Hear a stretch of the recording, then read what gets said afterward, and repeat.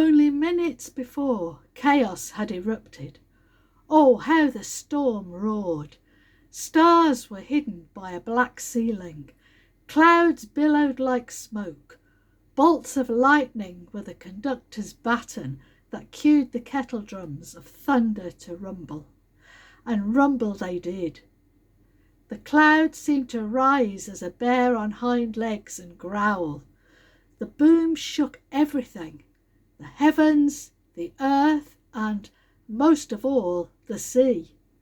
It was as if the Sea of Galilee were a bowl in the hands of a dancing giant.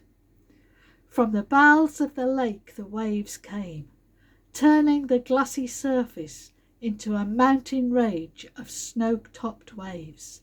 5, 10, even 15 feet into the air they mounted, rising and falling like swallows chasing mosquitoes. In the midst of the sea, our boat bounced. The waves slapped it as easily as children would a ball. Our straining at the oars scarcely budged it. We were at the storm's mercy. The waves lifted us up so high that we felt like we were in mid-air. Then down into the valley we plunged. We were a twig in a whirlpool, a leaf in the wind. We were helpless. That's when the light appeared. At first I thought it was a reflection of the moon, a gleam on the surface of the water. But the night held no moon. I looked again. The light was moving toward us, not over the waves, but through them. I wasn't the only one who saw it. "A ghost!" someone screamed. Fear of the sea was eclipsed by a new terror. Thoughts raced as the spectre drew near. Was it a figment of our imagination? Was it a vision? Who? How? What was this mystical light that appeared so? A flash of lightning illuminated the sky.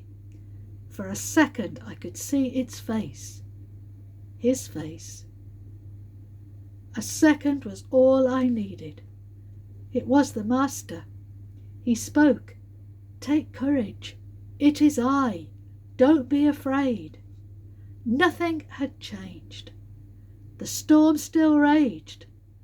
The wind still shrieked. The boat still pitched.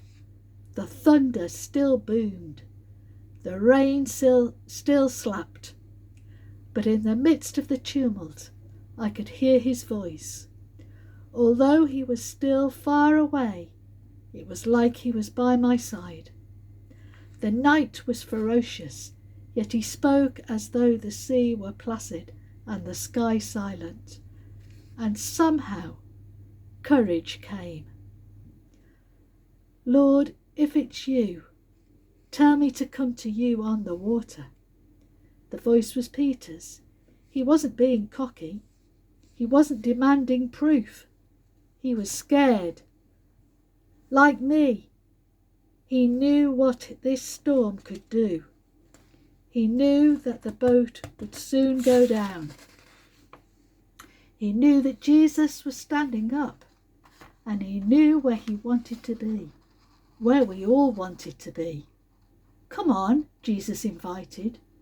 So Peter climbed over the side and stepped onto the sea. Before him opened a trail through a forest of waves. He stepped quickly.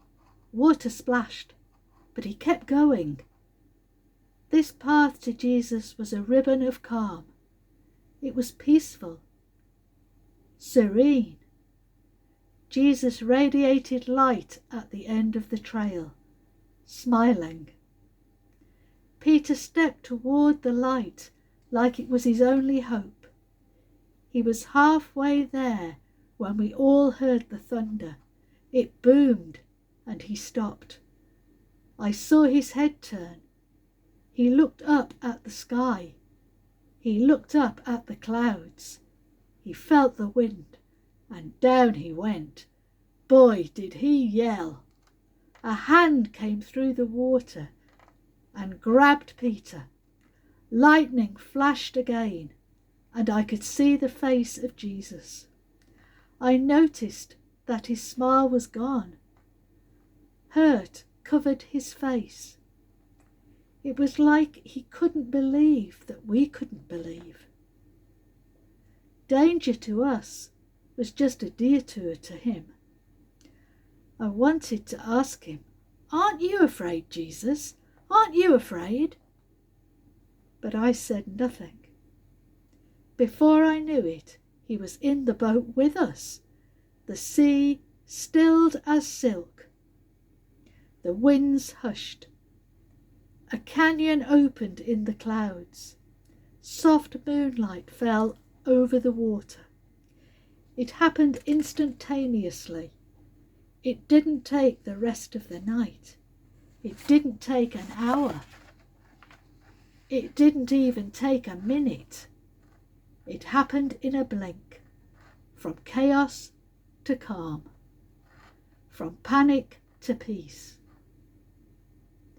The sky was so suddenly silent that I could hear my heart pounding. I thought I was dreaming. Then I saw the wide eyes of the others and felt my clothing soaked against my skin. This was no dream. I looked at the water. I looked at Peter. I looked at the others. And then I looked at him. And I did the only thing I could have done, with the stars as my candles and the stilled boat as my altar. I fell at his feet and worshipped. There are times in a person's life when even in the midst of them, you know you'll never be the same. Moments that forever serve as journey posts. This was one. I had never seen Jesus as I saw him then. I had seen him as powerful. I had seen him as wise. I had witnessed his authority and marvelled at his abilities. But what I witnessed last night, I know I'll never forget. I saw God, the God who can't sit still when the storm is too strong. The God who lets me get frightened enough to need him, and then comes close enough for me to see him. The God who uses my storms as his path to come to me. I saw God. It took a storm for me to see him, but I saw him, and I'll never be the same.